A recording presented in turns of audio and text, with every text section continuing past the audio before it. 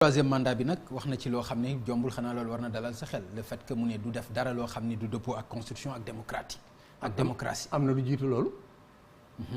xam nga lu tax man pour man xam nga du ma ci wax man. jàpp naa ni Macky Sall troisième mandat du ko laaj ñi nekk ak moom nag bu ñu ma déggee ne dee parce que ñoom troisième mandat Macky Sall seen bakkan lañ ci gar mais Macky Sall du laaj troisième mandat. ku président de la république taxaw ñépp di la déglu nga ne dafa mel ni xiinul rek di taw troisième mandat man Sénégal dañ may bëgg a jaaxal man maa changé constitution bi def ci ne kenn mënatu la def ñaari mandat yu tegal lépp ñaari mandat yu tegaloo man maa ko def ko ci constitution. déggoo fi woon loolu ci Ablaye Wade. waaye déglu wax la ndax déggoo ko fi woon ci Ablaye Wade déedéet Ablaye déglu rek dama lay wax. non man ndax déggoo ko fi woon ci Ablaye Wade. may ma màggale yaa ngi may d'accord après dañ si dellu si xam nga yaa ngi may jox raison dégg nga kenn mënatu def lépp ñaari mandat yu tegaloo man maa ngi ci sama premier mandat maa ngi laaj ñaareel bu ngeen ma wóoloo ba jox ma ñaareelu mandat mais bu jeexee man jeexal naa ca en tout cas man Macky Sall ku ma xaar ci ñetteelu mandat doo ma fekk bindu téere wax ko ca mu leer nañ ñëpp di ko gis waaye kooku Serigne Mountakha dégg na ko Serigne Babacar Sy dégg na ko ñëpp dégg nañ ko xam nga bu ma dee waa pause bu ma doon waa opposition lu may def wax joojee mu wax ak la ca Mimi Touré yokk la ca Seydou Guèye yokk la ca son conseil ministre d'État conseil juridique moo taxaw fii ne dama ne nul ne peut faire plus de 2 mandats consécutifs je répète nul ne peut faire ñoom ñëpp ñu wax ko loola lay boole teg ak i waxam ëllëg bu waxee ma dem ci ñi teg ki dara ci réew mi ni leen moo fi waxoon lii ab man Macky Sall ñëmu la troisième mandat bëgg na ko nag lool ñi ko wër bëgg nañ ko lool waaye nag du ko laaj. bu ko constitution bi joxee nag. dama ne bala ko constitution jox mu laaj ko du ko laaj.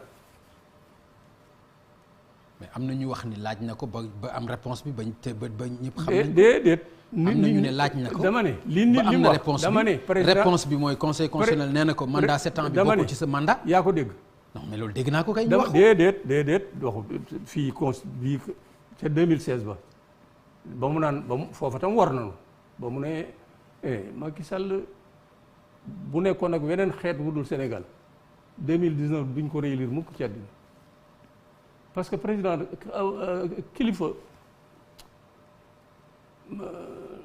Pam Ngay ak kaddu am solo ci kilifa gumul kaddu du kilifa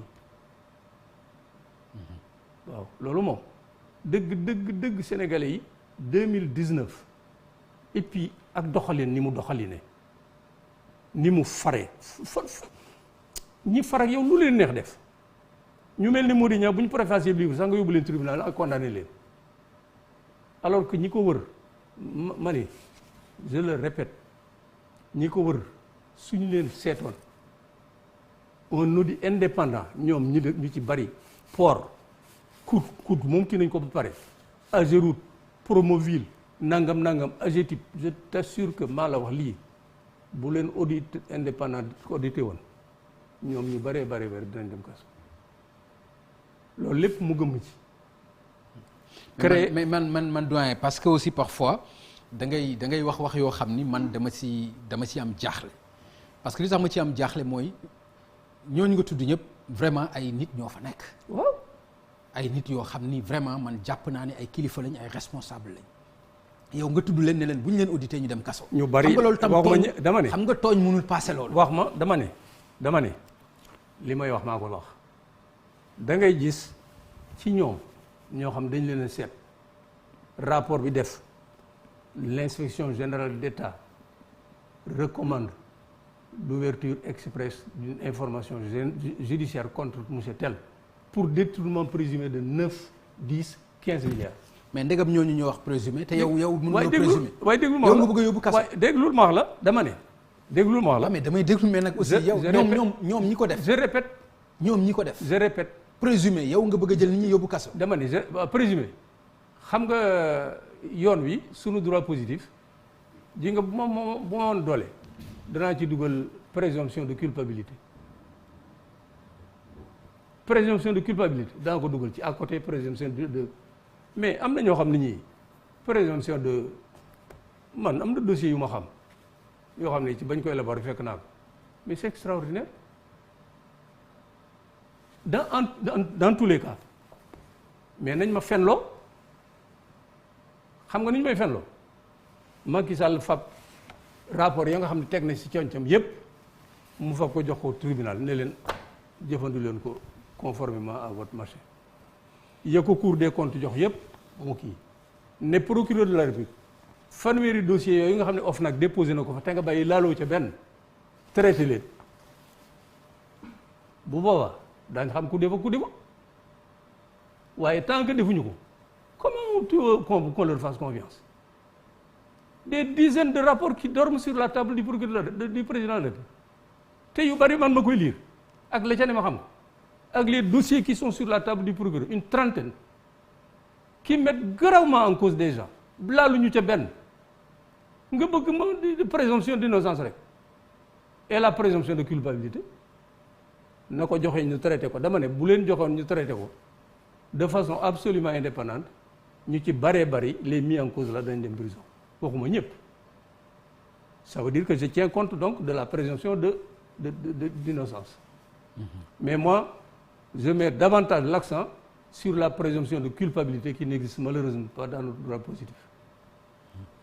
D'accord bi nga déggee aussi président wax lu jëm ci retouru premier ministre. xam nga. mais nag yaa ngi bëgg a nihiliste de. déedéet si déedéet yaa ngi bëgg a nekk nit koo xam ni da nga jàpp ni dara baaxul. dama laa tontoog. non mais loolu maa ngi lay déglu. waaw parce que poser la question da nga ne ba nga déggee àggale. retour premier ministre mu wax ko. waaw c'est son droit mais moom ci prérogative mooy nommé premier ministre moo jekki ba mu neex ko mu ni premier ministre kéetu dindi naa ko wax def campagne électorale ba mu jeex xam nga il ne nous prend pas au sérieux campagne électorale ba mu jeex il n'en a pas soufflé un seul mot ñu falaat ko mu ne damay supprimer kii parce que fast track ay caaxaan 7 ans nga def ko non c'est quand même il faut être sérieux il le fait revenir mais joxe na kii bon il est président de l'Union africaine nangam kii et cetera bon le premier mais il est président de la République du Sénégal avant d'être président de l'Union africaine gis nga le premier ministre là qu'il va nommer c'est son droit le plus absolu mais man je n'attends rien de ce premier ministre là parce que le problème du Sénégal ce n'est pas un premier ministre le problème du Sénégal c'est le président de la République c'est sa gouvernance et sa gouvernance ne changera pas il aura beau changer de premier ministre du jëriñ dara c'est sa gouvernance qui est en cause. D'accord dégg nga fi coow passeport yi nag passeport diplomatique yi. taxawaay biñ ci taxaw. waaw